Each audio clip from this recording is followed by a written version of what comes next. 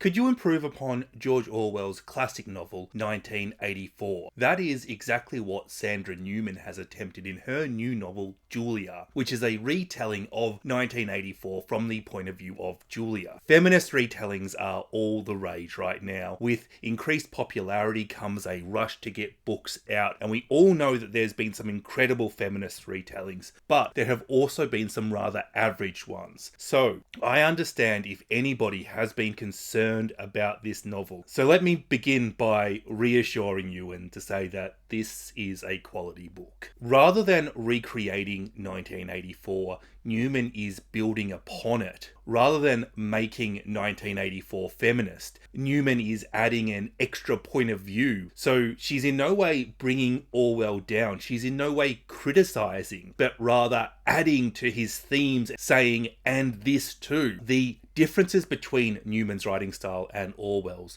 really emphasizes what she is doing. Orwell was a fan of simple writing. In his essay, Politics and the English Language, Orwell explained his writing style by saying, never use a long word where a short one will do. If it's possible to cut a word out, always cut it out. Orwell wanted his works to be read by everybody. Even today, his novels are read and loved by people who don't particularly enjoy books. They're commonly studied in high school. They're used as a tool to teach students the fundamentals of literary analysis. He was writing about something complex, but his writing was intentionally very simple and intentionally very accessible, functional and not flowery. Newman's writing style is not the same. It is still on the simple side of things, but it's that next step up. She's allowed herself slightly more flower in her description. If Orwell was thinking about everybody reading his work, Newman has aimed her novel at readers. It's still super accessible, it is still more functional than flowery, but she has assumed that you have read and understood 1984, and her prose doesn't need to be as stripped back. This is not just the case with Newman's prose, but rather it is the case with every aspect of her book. The extra words she has allowed herself for description adds to the setting, the characters, and the mood of the novel. She has intentionally expanded upon the plot, given her characters backstories where previously there was none, and added complementary themes. This is not a book in competition with Orwell, but standing on his shoulders, building upon his work. Sandra Newman has created a book in conversation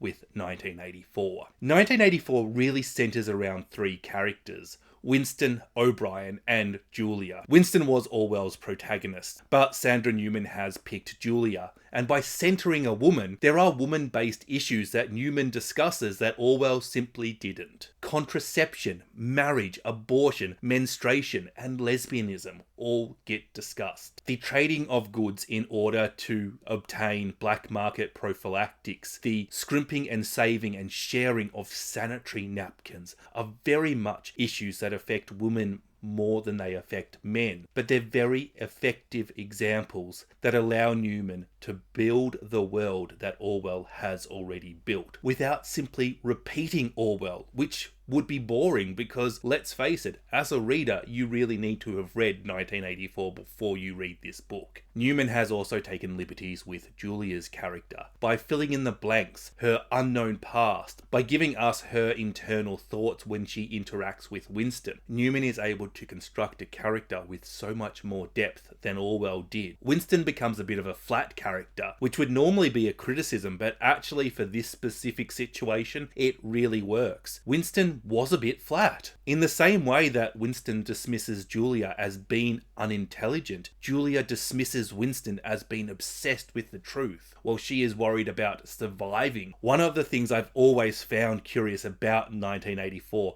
was that Winston thought Julia was stupid, but that she was so very clearly street smart. Newman takes this, she flips it, she gives us a different perspective, she colours in the blanks, and out of it pops our protagonist Julia, who becomes interesting, intelligent, ruthless, and compassionate. One character that doesn't change, however, is O'Brien. He remains intelligent, enigmatic, and dangerous. It says a lot about Orwell that the character Newman didn't think required any change was the evil one, the one Orwell was warning us about. It is not just the characters that Newman has developed, it is also the world. And in this conversation, I'm going to discuss things in the book now that could be considered spoilers. If you don't like to know much about the book prior to going into it, pause this video, like it, make sure you subscribe, pick up the book, and come back to this video once you've finished reading it. Orwell builds 3 super countries, perpetually at war with one another. Halfway through 1984, Oceania changes from being at war with Eurasia and is now at war with East Asia. Although, if you're living in Oceania, you'll know that you were always at war with East Asia. The history books say so. It is through that Orwell is showing us one of the ways the government tries to control its people. By the way, random fact,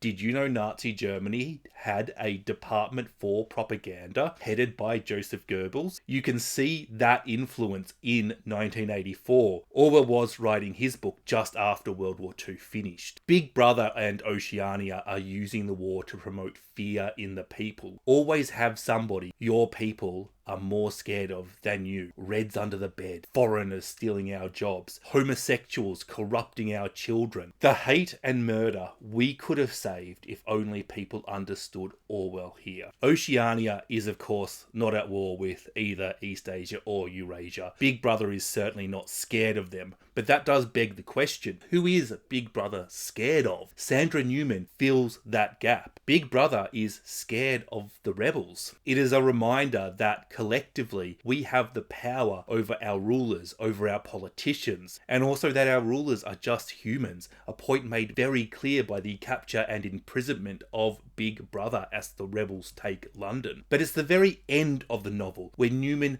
does something really wonderful. Julia is made to swear fidelity to the rebels and is asked if, for example, it would somehow serve our interest to throw sulfuric acid in a child's face. Are you prepared to do that? Power corrupts. Power gained through force is not real power. Anybody gaining such power will always be looking over their shoulder. We only really get to have a say in who our dictators are, not if we have dictators. When a ruler is killed and a regime destroyed, what happens next? What happens next for the people? Saddam Hussein, for example, was a bloodthirsty ruler who committed genocide on his people. But are ISIS even worse than him? Does that power vacuum just get filled by the most ruthless person or group around? Whatever happens next, the struggles are certainly not over for Julia and the people of Oceania. This is the sort of book you read and you think, geez, this is such a good idea, but such a simple idea. Why has nobody written it earlier? And I'm very glad nobody did write it earlier, because I really love what Sandra Newman has created. If somebody did write it earlier, maybe that book wouldn't be as good quality as this incredible work. She's created a book that converses with and improves upon one of the most iconic novels of the last century. This was read as part of my Patreon book club. I really appreciate all the support my Patreons provide, and I really look forward to our bi-monthly book chats. If you would like to join us, the link is in the description and we would love to see you there. Please let me know anything you found interesting about Julia when you read it. There is a lot to discuss in this novel. Thanks for watching.